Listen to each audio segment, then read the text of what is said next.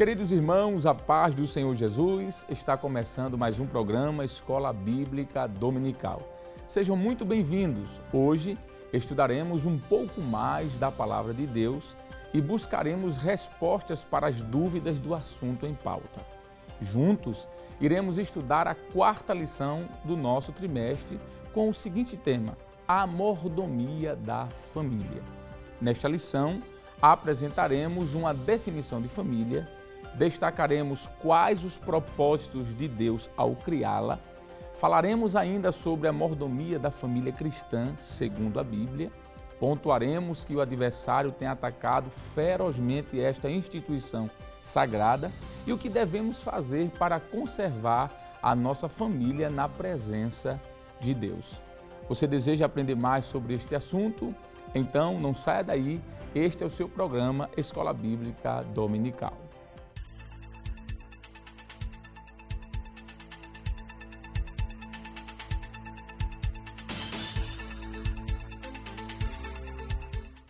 O texto áureo da lição nos diz: porém, se vos parece mal aos vossos olhos servir ao Senhor, escolhei hoje a quem servais. Porém, eu e a minha casa serviremos ao Senhor. Josué capítulo 24, versículo 15. A verdade prática nos diz: a família é a primeira instituição criada por Deus e, por isso, é a nossa primeira igreja, pela qual devemos amorosamente zelar. O objetivo geral desta lição é conscientizar os alunos de que a família é a primeira instituição e que, portanto, devemos zelá-la amorosamente. Já os objetivos específicos são três. Primeiro, destacar a família no plano de Deus. Segundo, explicar a mordomia da família. E terceiro e último, radiografar a família cristã sob ataque. A leitura bíblica em classe para a lição de hoje está escrita em Josué, capítulo 24, versos 14 e 15, e também Efésios, capítulo 5, versículos 22 a 25 e o versículo 28. Acompanhe conosco. Agora, pois, temei ao Senhor e servi-o com sinceridade e com verdade, e deitai fora os deuses aos quais serviam vossos pais da além do rio e no Egito, e servi ao Senhor. Porém, se vos parece mal aos vossos olhos servir ao Senhor, escolhei hoje a quem servais. Se os deuses a quem serviram vossos pais, que estavam da além do Egito, ou os deuses dos amorreus em cuja terra habitais. Porém, eu e a minha casa serviremos ao Senhor. Vós, mulheres, sujeitai-vos a vosso marido como ao Senhor. Porque o marido é a cabeça da mulher, como também Cristo é a cabeça da igreja, sendo ele próprio o Salvador do corpo. De sorte que, assim como a igreja está sujeita a Cristo, assim também as mulheres sejam em tudo sujeitas a seu marido. Vós, maridos, amai vossa mulher, como também Cristo amou a igreja e a si mesmo se entregou por ela. Assim devem os maridos amar a sua própria mulher como a seu próprio corpo. Quem ama a sua mulher, ama-se a si mesmo. Para comentar a lição de hoje, contamos mais uma vez com o presbítero, nosso irmão Jonathan Lucena. Paz do Senhor, presbítero Jonathan. A paz do Senhor, presbítero Alessandro. Amém. E também contamos mais uma vez com a presença do professor Jonas Santana. Paz do Senhor, professor. Paz do Senhor, presbítero Alessandro Barreto. Amém. Muito bem, estamos aí iniciando o estudo da nossa quarta lição deste terceiro trimestre do ano de 2019, quero dizer, com o tema A Mordomia da Família. Já estudamos na primeira lição uma introdução sobre a disciplina da mordomia cristã. Na lição de número 2 estudamos um pouquinho sobre a mordomia do corpo. Na lição passada estudamos um pouco sobre a mordomia da alma e do espírito. E agora estaremos iniciando aí essa lição maravilhosa sobre a mordomia da família. E, presbítero Jonathan Lucena, eu acredito que para que possamos ter um desenvolvimento bem mais satisfatório dessa lição, é preciso a gente começar já trazendo uma definição do que é família. Haja vista que com as mudanças que temos enfrentado no nosso tempo, na nossa época, tem surgido aí tantos formatos de família diferentes, fugindo inclusive do formato padrão, do formato original criado por Deus. Então, sendo assim, qual seria uma definição de família mais apropriada para que o telespectador possa entender daqui para frente o que será comentado no programa? Eu queria que o senhor nos trouxesse uma definição bem prática do que é família e, claro, da perspectiva bíblica, da perspectiva cristã. Pois não, presbítero Alessandro. Diante do que o senhor acabou de lembrar, pelo fato de haver hoje várias conceituações a respeito da família, e o tema trata-se especificamente desta realidade, então é bom que o professor aproveite, assim como geralmente se é feito, né, em todos os programas da Escola Dominical, onde se frisa expressões-chave para trazer definições ou conceitos específicos. E com relação à família, se o senhor me permite, aproveitando e fazendo uso da nossa declaração de fé ou da declaração de fé das Assembleias de Deus no Brasil, na própria declaração, na página 203 e 204, se o senhor me permitir, eu vou ler aqui literalmente o que diz o texto, diz assim: cremos, professamos e ensinamos que a família é uma instituição criada por Deus, imprescindível à existência, formação e realização integral do ser humano, sendo composta de pai, mãe e filhos, isso é claro quando houver. Pois o Criador, ao formar o homem e a mulher, declarou solenemente, portanto, deixará o varão, o seu pai e sua mãe, e apegar-se-á à sua mulher, e serão ambos uma só carne, conforme Gênesis 2:24. Ainda na declaração nos é dito que Deus criou o ser humano à sua imagem e semelhança. Macho e fêmea os criou, diz Gênesis 1:27, demonstrando a sua conformação heterossexual. Também nos é dito que a diferenciação dos sexos, homem e mulher, o macho e fêmea, visa a complementariedade mútua na união conjugal, que pode ser visto também em 1 Coríntios 11:11. Essa complementariedade mútua é necessária à formação do casal e à procriação, respectivamente. Reconhecemos, portanto, preservada a família quando, na ausência do pai e da mãe, os filhos permanecerem sob os cuidados de parentes próximos, é o que nos diz a declaração. Também nos diz que é rejeitado o comportamento pecaminoso da homossexualidade por ser condenada por Deus nas Escrituras, claramente, bem como qualquer configuração social que se denomina família, cuja existência é fundamentada em prática, união ou qualquer conduta que atenta contra a monogamia e a heterossexualidade, consoante o modelo estabelecido pelo próprio Criador e ensinado, respectivamente, pelo próprio Senhor Jesus durante o seu ministério, conforme diz Mateus 19 e versículo de número 6. Então, diante desta definição trazida já pela declaração de fé, isso já restringe, não é? E automaticamente já combate, como o senhor disse, alguns conceitos errôneos que a nossa sociedade tem construído ou desconstruído com relação à questão da família tradicional, que é o exemplo bíblico que assim a palavra de Deus nos dá. Muito bem. Professor Jonas Santana, nessa definição que o presbítero irmão Jonathan trouxe, que foi uma definição muito bem elaborada pela comissão que construiu a declaração de fé, pelo menos 4 coisas a gente pode enxergar aqui de forma muito clara. Ou, por que não chamar, de princípios. O primeiro princípio que a gente percebe nas palavras do professor aqui, do presbítero Jonathan Lucena, é que a família é uma instituição divina. Então, o primeiro princípio é o princípio da criação. Foi Deus quem criou a família e a instituiu. Mas nós podemos perceber aqui um outro princípio nas palavras que foram lidas, que é o princípio da monogamia. Foi dito aqui que Deus criou um homem para uma mulher. Mas um terceiro princípio que ficou muito claro aqui foi o princípio da heterossexualidade.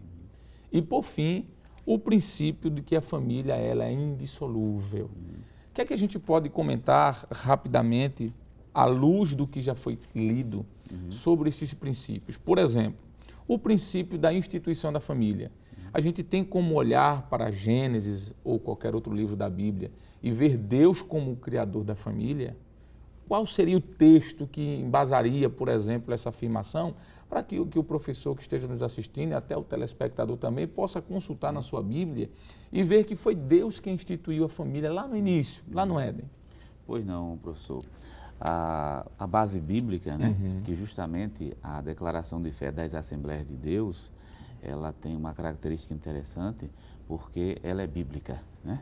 Tudo é respaldado, todas as frases que o nosso presbítero leu aqui, Jonathan Lucena, é respaldado pelo texto bíblico.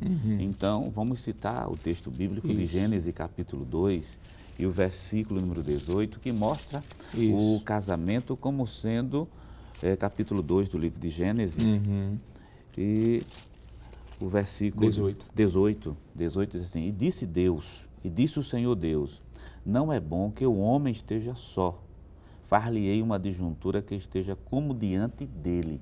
Então, nós já temos um primeiro versículo que fundamenta a família como sendo uma instituição criada pelo próprio Deus.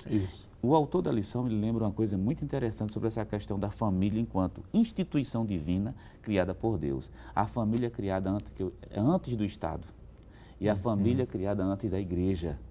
Quer dizer, a família é a primeira coisa a ser criada por Deus. Então, essa instituição, ela não pode ser desfeita, por exemplo, por causa de questões sociais modernas que vêm a aparecer. É um princípio. Então, Gênesis capítulo 2, versículo 18, deixa isso muito bem claro. É uma instituição criada por Deus. Se o senhor permitir, outro texto, que é Gênesis capítulo 1, e o versículo número 27, que reflete, na verdade, a heterossexualidade, né? Que é um princípio que já foi mencionado aqui, capítulo 1 do livro de Gênesis, e o versículo número 27 diz assim, e criou Deus o homem à sua imagem, a imagem de Deus o criou, macho e fêmea os criou. Quer dizer, um casamento, do ponto de vista bíblico, já com a instituição divina, porque o casamento reflete a santidade de Deus, é entre um homem e uma mulher, não é entre dois homens, entre duas mulheres, não. Não se permite, por exemplo, aqui, um homem com duas mulheres, não. A Bíblia é muito clara, um homem e uma mulher. Então, nós temos dois versículos bíblicos que fundamentam enquanto instituição e fundamenta também a questão da heterossexualidade e não se permitindo também a poligamia, por isso que é monogâmico. Isso. É bom deixar isso bem claro. E aí claro. um texto, professor Jonas e telespectador, se você quiser acompanhar, que vai trazer base para o aspecto monogâmico do casamento, está em Gênesis também.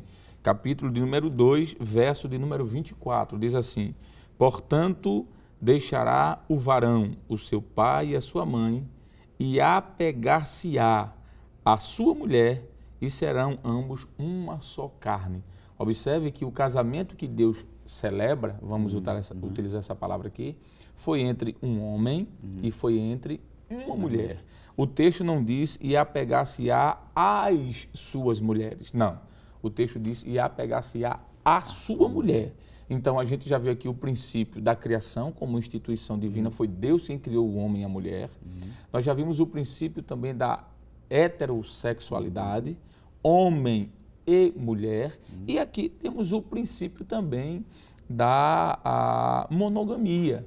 O homem com apenas uma só mulher. E esse princípio de ser indissolúvel, a própria Bíblia nos diz. Jesus disse, o que Deus uniu, não separe o homem. Então, esses 4 princípios estão de forma muito clara na declaração de fé das Assembleias de Deus, na página aí de número 203 e 204. Se você quiser consultar, se você tem a declaração, é bom fazer isso. Mas, dando então continuidade ao nosso assunto, presbítero Jonathan Lucena, a gente poderia também falar um pouco agora, já que a gente viu uma instituição divina, uma instituição que tem como princípio a heterossexualidade, uma instituição que a gente viu como princípio a monogamia e uma instituição que a gente viu como princípio não ser dissolúvel, não se desmanchar. Infelizmente, no tempo que nós vemos vivendo, muitas famílias se desmancham literalmente facilmente. Mas quais os propósitos, se não der para a gente comentar todos agora, nesse primeiro momento, a gente volta a falar sobre isso, mas será que o senhor poderia citar pelo menos 2 propósitos aos quais Deus criou a família? Com certeza, presbítero Alessandro. Com relação aos princípios que já foi destacado aqui, foram destacados 4, né? E poderíamos aqui observar pelo menos 4 propósitos também. Mas citando apenas 2, de forma bem objetiva, O primeiro propósito pode ser visto no próprio texto que o professor Jonas já leu, Gênesis 2:18, quando se é dito a observação que Deus fez, de que não era bom que o homem estivesse só. E aproveitar para dizer de que um dos propósitos da família, ou de Deus com a família, é exatamente para evitar a solidão, não é? Quando Deus se pôs, portanto, a criar a mulher, exatamente para trazer essa companhia para o homem, isso fica claro, não é? O próprio texto bíblico diz, Gênesis 2:18. Uma outra passagem que pode corroborar também pode ser vista em Provérbios, capítulo 18, o versículo de número 22, mostrando exatamente um dos propósitos da família ser evitar a solidão. Um outro, ou um segundo, como o senhor pediu, além de evitar a solidão, poderíamos observar também de que Deus tem um propósito com a família em produzir, não é? Ou trazer à tona um bem-estar social. Ou seja, o homem por natureza, e foi Deus quem observou isso, é um ser gregário por natureza. Ou seja, ele vive em comunidade, em grupo, em sociedade. E uma vez que Deus estabeleceu e criou macho e fêmea, e disse multipliquem a sua espécie, que a gente vai ver mais adiante, isso fala do bem-estar social. Então, resumidamente, por causa do tempo, evitar a solidão e bem-estar social ou são dois propósitos interessantes que devem ser destacados em sala de aula. Muito bom. Mas, professor Jonas, já que Jonathan Lucena, presbítero, citou dois, e ele disse que dos 4 princípios que a gente viu da família, também podemos extrair 4 propósitos que Deus criou a família. Ele citou 2. Quais seriam esses outros 2 propósitos que Deus estabeleceu ao criar a família? O bem-estar emocional, Provérbios, né? Se eu permitir, Provérbios capítulo 5 e o versículo 18, já acompanhando a linha de raciocínio do presbítero irmão Jonathan Lucena, porque são 4 propósitos, e um deles está em Provérbios, capítulo de número 5 de Provérbios, e o versículo de número 22 diz assim: seja bendito o teu manancial e alegra-te com a mulher da tua mocidade. Então, o bem-estar emocional é o terceiro propósito para o casamento. Quer dizer, nos momentos de alegria, e por que não dizer também aqui, nos momentos de tristeza e dificuldade, a família existe para isso aí. Quer dizer, o ser humano, esse ser gregário que foi criado por Deus, quer dizer, essa união é para que o bem-estar emocional exista. E as pessoas melhoram bastante dentro do casamento, principalmente na questão de suas emoções. Outro propósito que a gente poderia mencionar aqui é a multiplicação da espécie. Há um texto sagrado que já foi lido, mas eu acredito que lendo ele novamente, que é Gênesis capítulo 1 do livro de Gênesis, e o versículo de número 28, somente a primeira parte do versículo, diz assim um texto: e Deus os abençoou, e Deus lhe disse, frutificai, ou frutificai-vos. Em outras palavras, o propósito do casamento também, bem-estar emocional. Depois, a questão da multiplicação. O homem e mulher, o casal foi feito para multiplicar a espécie.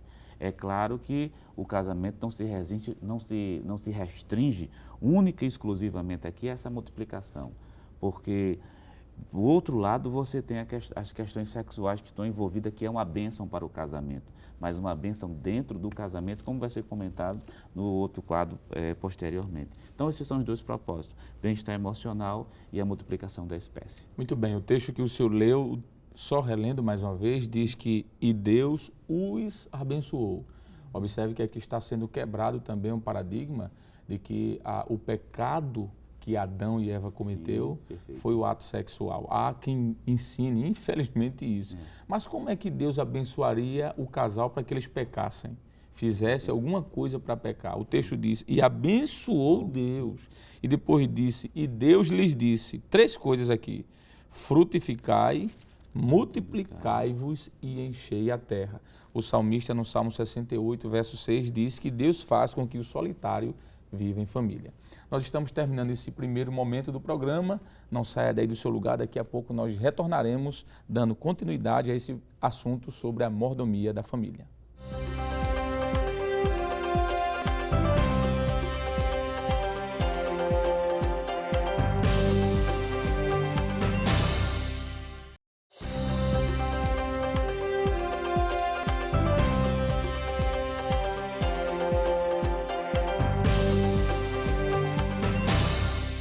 Estamos de volta no seu programa Escola Bíblica Dominical, comentando a 4ª lição desse terceiro trimestre do ano de 2019, que tem como tema a mordomia da família.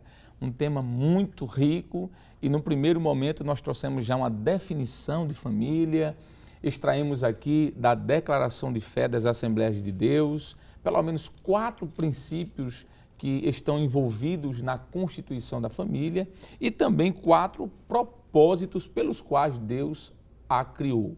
E agora nós vamos continuar esse assunto, falando um pouquinho mais sobre a família, sobre a mordomia da família. Já aprendemos no primeiro programa de que a expressão mordomo vem da expressão oikonomos, que quer dizer alguém que administra o bem de outro, é alguém que governa o bem de outro. E outro detalhe, na casa dessa pessoa, né? Então a nossa família, ela também tem essa necessidade de ser cuidada, de ter o exercício da mordomia. E a presbítero Jonathan Lucena, a Bíblia, nós sabemos que ela é o manual para a família cristã. E como ela é o manual da família, nela nós encontramos preceitos, mandamentos, nela nós encontramos conselhos aos pais, aos filhos, ao marido, à mulher, de como exercer essa mordomia cristã. E pensando nessa questão dos cônjuges, dos filhos, qual seria, de forma bem simples e bíblica, o quanto mais possível, a ideia de mordomia que envolve a pessoa do esposo, do pai de família, não é? Eu, como um pai de família, como esposo, como eu devo exercer essa mordomia no meu lar? O que é que a Bíblia apresenta, por exemplo, sobre as atribuições desta mordomia para o esposo? Pois não, presbítero Alessandro. Quando se entende os princípios que foram aqui lembrados, né, e os propósitos pelos quais a família foi estabelecida, para que se alcance esses propósitos, como o senhor disse, é fundamental de que a família se submeta aos conceitos ou determinações que Deus estabeleceu, isso para cada um integrante da família. E restringindo a pergunta que o senhor fez com relação ao esposo, nós encontramos uma infinidade de orientações, tanto no Antigo como no Novo Testamento, para que o esposo, né, como integrante desta família, para que a família alcance o propósito, ele deva se submeter. Quais são os deveres com relação ao papel dele dentro de casa, por exemplo, no meio da família. O próprio texto da lição, ou um dos textos da leitura bíblica, que está baseado na lição de número 4, Efésios capítulo 5, se você puder conferir aí, seja na sua lição, na Bíblia, porque faz parte da leitura fundamental para esta lição, quando Paulo diz em Efésios capítulo 5, versículo 25, ele diz o seguinte: vós, maridos, amai vossas mulheres como também Cristo amou a igreja e a si mesmo se entregou por ela. Então, um dos princípios elementares com relação ao papel ou dever do esposo dentro do lar, na família, é exatamente amar a sua esposa. E observe que a orientação que Paulo traz aqui, ele faz um comparativo, né? Ou uma correlação, que ele diz que esse amor que o marido deve ter pela esposa deve ser semelhante, igual, com relação a Cristo e a sua igreja. E ele lembra que tipo de amor é esse quando ele diz assim, e a si mesmo se entregou. Isso fala de um amor altruísta, não? Então, para que a família alcance o propósito de Deus, o esposo precisa entender esse papel fundamental, amar a sua esposa. Poderíamos ainda citar o apóstolo Paulo, trazendo um outro dever, de forma bem objetiva, quando Paulo escreve a sua primeira carta a Timóteo, no capítulo 3, versículo 4 e 12, dizendo que além de o marido amar a sua esposa, ele precisa ter o bom senso de governar bem a sua casa, não é? Para que não seja negligente quanto à organização, por exemplo, ou quanto ao governo que exerce dentro do lar, isso na criação dos filhos, conforme o próprio Paulo aponta nesses 2 versículos. Isso é importante para que a família possa corresponder ao projeto de Deus. Terceiro, a Bíblia também vai nos ensinar com relação ao marido, e é bom que se lembre isso, principalmente com a inversão de valores que tem campeado na nossa sociedade, o marido precisa entender que ele é o provedor da família, não é? A Bíblia diz em Gênesis 3,19, E em 1 aos Tessalonicenses capítulo 4, versículos 11 e 12, Paulo repete esse princípio de que deve-se trabalhar para o provimento do sustento da família. Claro que quando eu digo que é o marido, não significa dizer que é ele exclusivamente, ou seja, a mulher que possa ou que tenha necessidade de trabalhar em harmonia com o marido, ela não possa trabalhar. Não é isso que a gente está dizendo aqui. Mas a responsabilidade precípua, vamos dizer assim, é do marido. É o princípio de Deus para que ele trabalhe para prover o sustento da família. Poderíamos ainda dizer de que, além de amar a esposa, governar bem a casa e trabalhar para ser o mantenedor da família, nos é dito, por exemplo, em Gênesis 18, 19, tomando como exemplo o próprio Abraão, quando Deus se reporta a ele, dizendo de que ele deveria, ou sobre ele repousava a responsabilidade de ele educar não só a sua geração, como aos filhos dos seus filhos com relação ao temor a Deus, e dizer que o pai ou o marido, o esposo, deve ser o sacerdote dentro do lar. E nós tivemos no último trimestre a oportunidade de observar, não é, sobre o papel do sacerdote e isso dentro do tabernáculo, né? A questão que estava sobre ele. E quando a Bíblia usa essa correlação de um marido como sacerdote do lar, como por exemplo Jó capítulo 1, versículo 5, onde Jó apresenta-se como intercessor pelos filhos, apresentando o sacrifício, isso está falando do papel do sacerdote, do pai como sacerdote no lar. E o Salmo 128 e o verso de número 1, mostrando a responsabilidade religiosa do pai dentro da família. Porque há alguns, por exemplo, presbítero Alessandro, irmão Jonas, que se preocupa muito, por exemplo, no lado material com relação ao provimento da sua família. Trabalham, se dedicam para que os filhos possam ter o essencial, né? Vivam com excelência, podemos assim dizer, ou pelo menos com as suas necessidades básicas sendo saciadas, mas esquece a vida espiritual, a realidade espiritual. Quantos que têm lutado de forma ferrenha para que os filhos tenham um bom emprego, tenham uma formação, mas em detrimento da vida espiritual. Por isso que é importante que o pai seja um sacerdote dentro do lar, para que conduza o filho à presença de Deus, isso por meio do ensino da palavra e outros elementos que posteriormente veremos. E para finalizar essa minha fala, conceder a devida benevolência à esposa, conforme Paulo diz em 1 Coríntios capítulo 7, versículo de número 3, para que ele também não possa ser negligente quanto ao seu papel como marido, no seu relacionamento, né, conjugal, físico com a sua esposa. Isso entendemos ser deveres do esposo para que a família possa assim ser abençoada por Deus ainda mais e o propósito de Deus ser cumprido nesta família. Muito bom. Aí você percebe que esse assunto sobre a mordomia da família é algo muito abrangente. Alguém pode imaginar que ser mordomo de um lar é apenas trabalhar, como o presbítero Jonatas falou, e trazer o sustento. Isto também, mas não apenas. É preciso muito mais. Mas, professor Jonas Santana, já que o presbítero Lucena falou aqui sobre a mordomia do esposo, cabe-nos também trazer aqui uma rápida e sucinta abordagem sobre a mordomia da esposa. Quais são as responsabilidades que estão incluídas nesta mordomia que a esposa deve ter como mãe no seu lar, como esposa, quero dizer? Bom, presbítero, entre tantos, né, podemos citar, por exemplo, Provérbio capítulo 14, versículo 1, que é edificar-se o próprio lar. Agora, como se edificar esse lar? O primeiro princípio é o princípio do temor. Quando se teme a Deus, quando se coloca debaixo da mão poderosa de Deus para ouvir a sua voz e aprender através da sua palavra, esse lar começa a ser edificado. Por isso mesmo que eu queria ler um versículo, que é Efésios capítulo de número 5, versículo 22, que é uma das obrigações da esposa.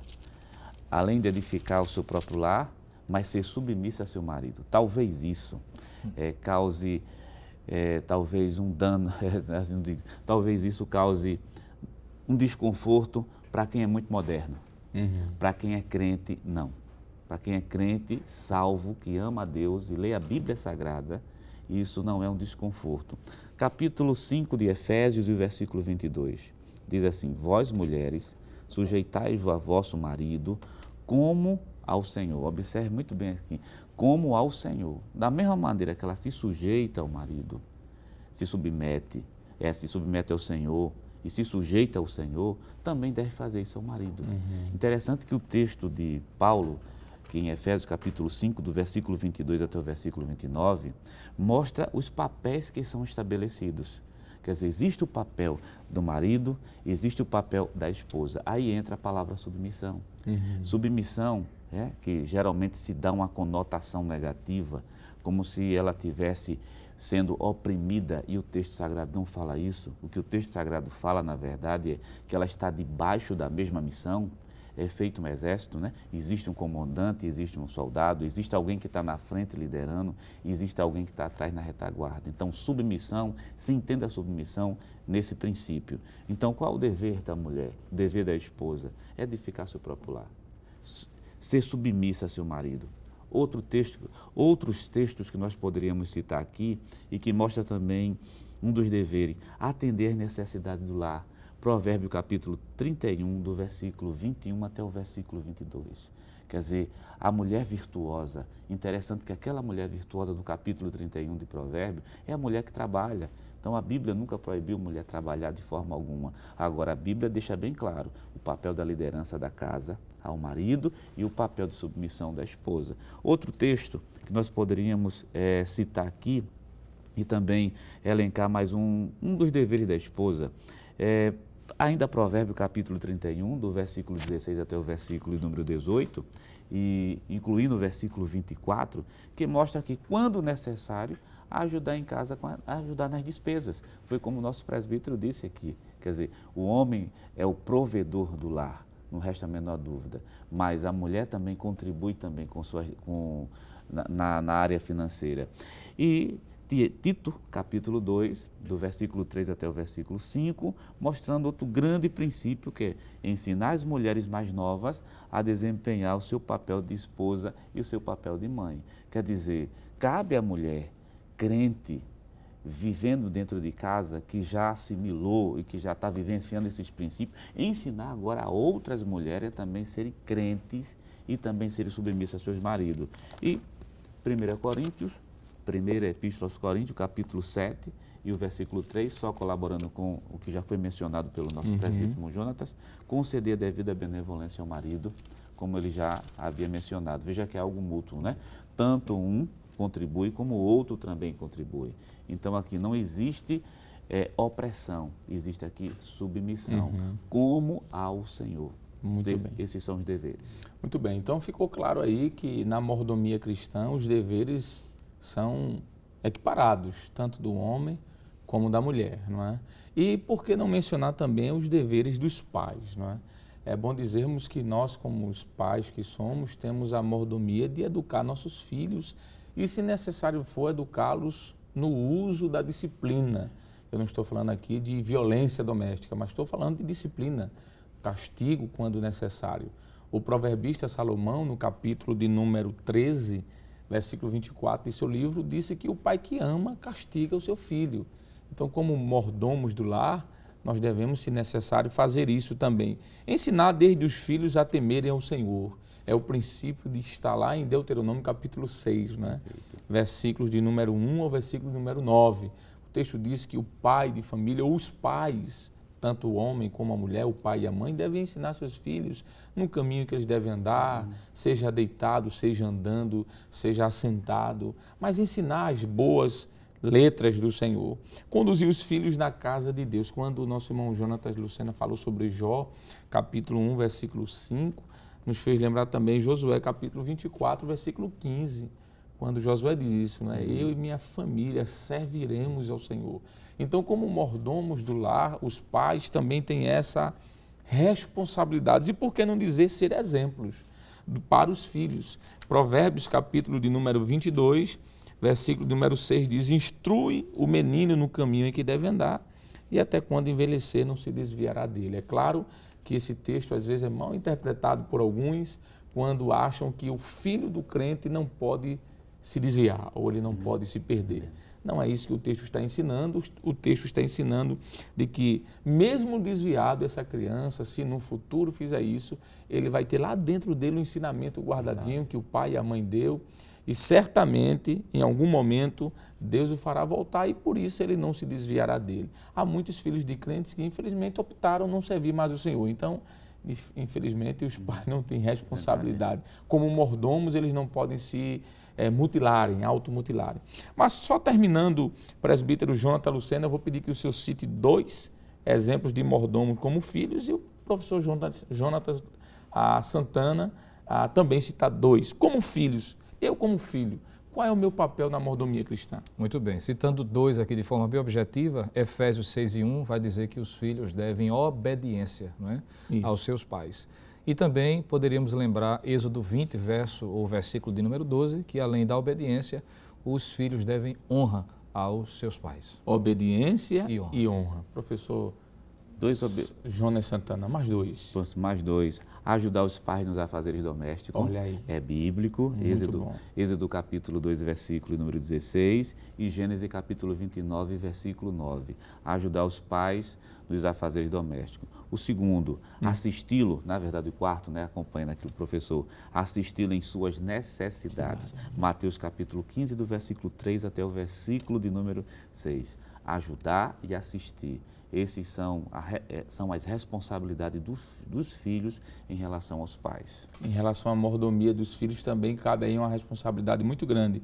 Veja que nossos comentaristas falaram sobre obediência, falaram sobre obediência, honra, ajudar. Que coisa interessante, ajudar nos afazeres domésticos. E esse texto que o senhor citou, Gênesis 29, eu gostaria, nós já estamos terminando, não é? Mas Gênesis 29 e o verso 9 diz assim: estando ele ainda falando com eles, veio Raquel com as ovelhas de seu pai, porque ela era pastora. Olha aí, o pai era pastor porque cuidava de ovelhas. Pastor aqui não é ministério, não é? Pastor aqui é quem cuida de rebanho. De ovelhas. Para de repente alguém não dizer, olha, isso aí é um ministério feminino. Não, não é isso. Isso aqui é pastora no sentido de profissão. Mas veja que ela deixou seu pai em casa e foi o quê? Ajudar. Um filho que não quer lavar um prato, o filho que não quer lavar uma louça, o filho que não quer arrumar a casa, está difícil, está quebrando esse princípio, não é? E o senhor falou sobre assisti-los nas necessidades, cuidar dos velhos, não é? Cuidar dos pais. Nós vamos concluir esse bloco, mas daqui a pouco nós estaremos de volta. Fique por aí, daqui a pouco nós retornamos.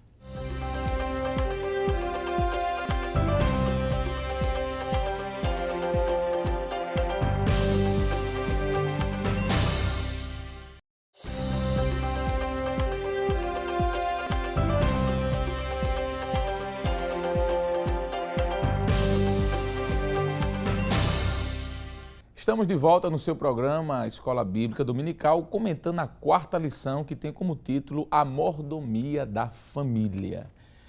Bem, presbítero Jonathan Lucena, nós já falamos aqui bastante sobre a mordomia da família, mas acredito que também é interessante falarmos sobre os ataques que a família tem recebido nesses últimos tempos. Tempos trabalhosos e difíceis, como disse o apóstolo Paulo. E um dos grandes ataques à família que temos visto na mídia, nos noticiários, é o grande número de divórcio, presbítero Lucena, crescendo assustadoramente. E muitas pessoas, inclusive, até incentivando o divórcio. O que é que a gente poderia comentar sobre isso? Pois não, infelizmente é um dos grandes ataques, né? À família tradicional, e tem quebrado o princípio que já foi descrito aqui no primeiro bloco desse programa, que é a questão de que o casamento não deve ser dissolvido, né? Ou a indissolubilidade. E é interessante perceber, professor, eu estava analisando uma pesquisa, ainda que rapidamente, de uma revista muito conhecida aqui no Brasil, que fez uma republicação de um artigo que foi publicado em 2017, e no final de 2018 eles fizeram referência novamente, que depois de cerca de 40 anos depois, em que houve uma instituição, por exemplo, da lei denominada de Lei do Divórcio no Brasil, o número de divórcio cresceu de forma assustadora, a ponto de que nessa matéria ser dito, por exemplo, que a cada 3 casamentos, ou seja, 1 a cada 3 casamentos termina em divórcio.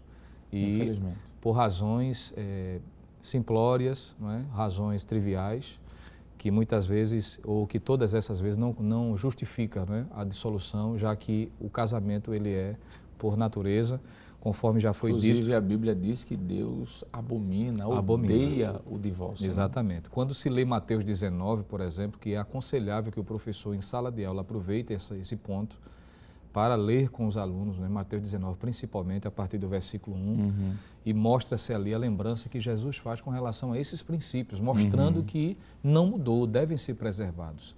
Ainda que a sociedade mude, ainda que as leis favoreçam, mas prevalece a lei de Deus. Quando a lei dos homens contradiz a lei divina, a lei desses homens deve ser rejeitada. Prevalece a lei de Deus.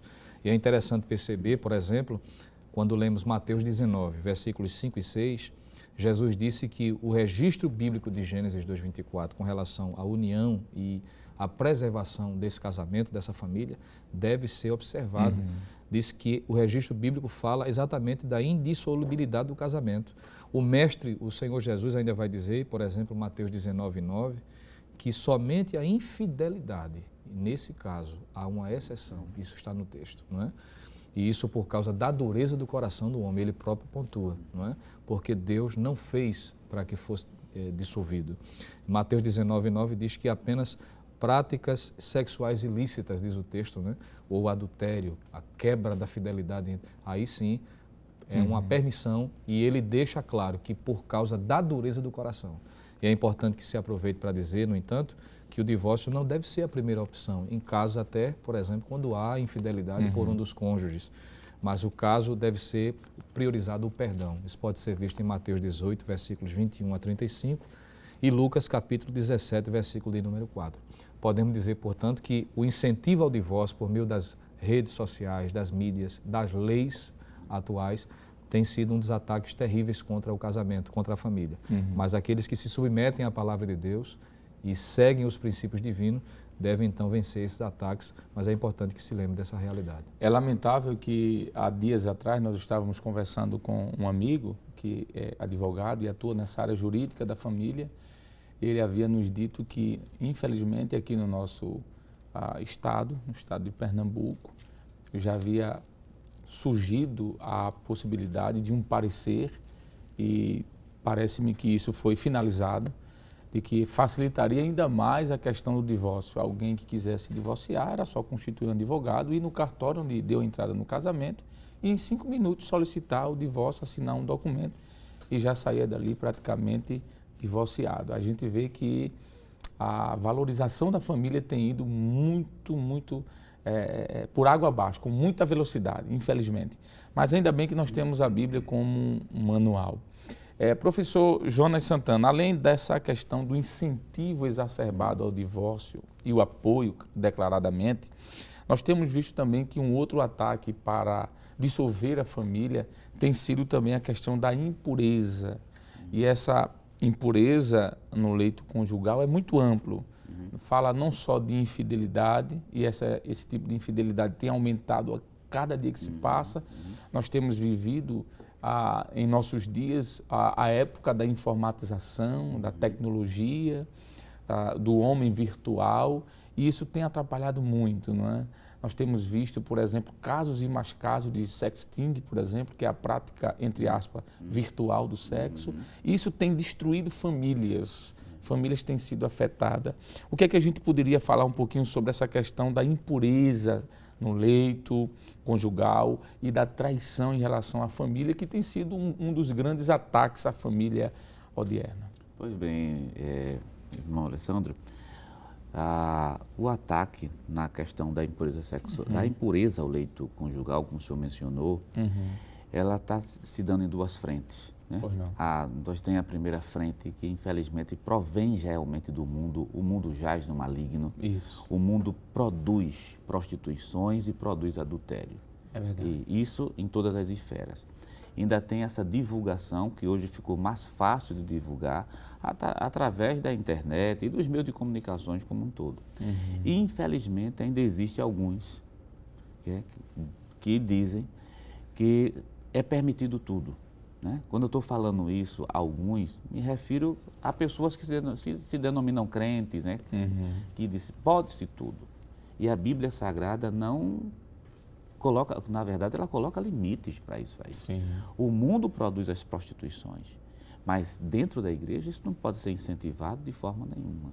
Nós podemos ler Hebreus capítulo 13, versículo 4, que isso é muito importante. Existe limite, sim, dentro do ambiente conjugal. Lembrando que o sexo é para ser vivenciado dentro do casamento e não fora. E ele foi feito como sendo uma bênção para os dois. Sim. Não é um ato de pecado. Se está sendo vivenciado dentro do casamento. Fora do casamento é pecado, sim. Hebreus capítulo 13, versículo 4, diz assim um texto sagrado. É um texto importantíssimo. Venerado seja entre todos. Estou lendo um pouco pausadamente só para que o telespectador nos acompanhe e para dar ênfase a algumas palavras. Capítulo 13, versículo 4 de Hebreus. Venerado seja entre todos o matrimônio e o leito, interessante essa expressão aqui, leito sem mácula. Porém, aos que se dão à prostituição e aos adultérios, que está no plural, Deus o julgará. Então, a prostituição, o adultério, que é incentivado pela mídia, não pode ser incentivado em nenhum momento, principalmente pelo meio cristão. Porque o leito conjugal, ele é santo, ele é puro, ele é limpo. Esse é um princípio bíblico. E princípio é uma coisa que a gente não pode distorcer por causa de questões sociais ou por causa de algum pensamento de alguém que anda por aí dizendo que se pode tudo dentro das quatro paredes. E não pode. Isso é somente um versículo, capítulo 13, versículo 4. Nós temos vários versículos. Primeiro livro de Coríntios, capítulo 6, do versículo 19 até o versículo 20. Primeiro livro de Pedro, capítulo 3 e versículo 7, e por que não citar também o livro de Êxodo, capítulo 20 e versículo número 17. Então, qual é o princípio bíblico para eu poder resumir? Leito sem mácula, leito sem mancha, leito onde não há prostituição, nem tampouco adultério. Agora, como se prevenir isso? Estando aos pés do Senhor e, acima de tudo, apegado à sua palavra. E quando nós olhamos para essa realidade, por exemplo, que foi apresentada pelos senhores, o alto índice de aumento de forma aceleradíssima do divórcio, quanto a essa questão da impureza no leito, não é? O senhor mencionou a impureza física, mas a impureza também virtual, como eu falei, não é?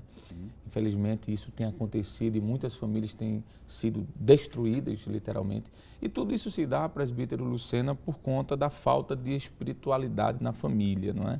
Nós temos visto que muitas famílias estão entrando em crise, e por que até não falar de uma mornidão espiritual muito grande, porque lhe falta oração, lhe falta o culto doméstico, lhe falta o incentivo à leitura da Bíblia, lhe falta o incentivo também de estar no momento à mesa, quando se vai comer, orar. É uma atitude tão simples, mas que traz a espiritualidade para dentro do lar, quero dizer. E essa falta de espiritualidade tem, com toda certeza, destruído bastante as famílias. E por que não dizer que, como mordomos que somos, devemos incentivar isso? No momento que você estiver à mesa, jantando ou almoçando com a família, vamos orar. No momento que estiver em casa, desliga um pouco a TV, se necessário for. Vamos fazer um culto doméstico, mesmo que seja um culto rápido, mas vamos fazer o nosso culto para que a família seja edificada. Mas como é que nós podemos, então, nosso tempo já está acabando, infelizmente o tempo corre rápido, mas como é que nós podemos proteger a família contra esses ataques? Eu queria, presbítero Jonathan Lucena, eu sei que o senhor tem essa habilidade aí de metralhar de versículos, né? Rapidamente, no bom sentido, soltando muitos versículos. 3 coisas que a gente pode dizer para o professor e o telespectador que vai ajudar na edificação da família. Em seguida, o professor Jonas também já conclui. Pois não, rapidamente, citando 3 elementos importantes na proteção da família contra esses ataques já descritos aqui. Primeiro, santificar o lar, ou seja, consagrar, fazer com que o lar seja uma extensão da igreja, né? Para que as pessoas que ali entendam, percebam que ali é um lar de um crente, um lar cristão, devoto a Deus, que Deus é o centro daquele lar. Isso pode ser visto em Levítico 20, versículo 26 e 1 aos Tessalonicenses 4 e 7.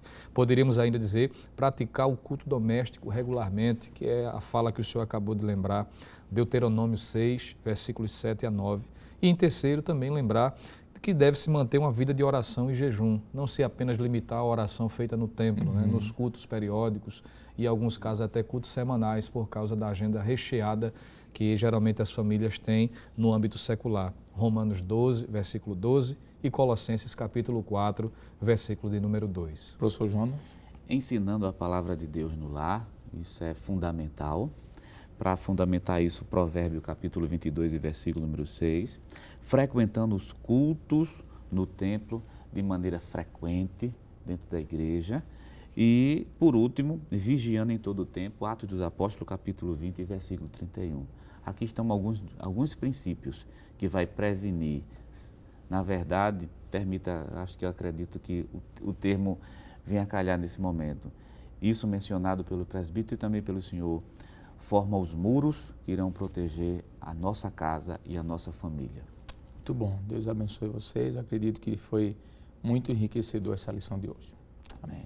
Portanto, querido irmão, aprendemos nesta lição que a Bíblia não fala somente da instituição da família, como também destaca quais os papéis que cada um dos membros que a compõem deve exercer para que esta permaneça unida e espiritualmente saudável na presença de Deus.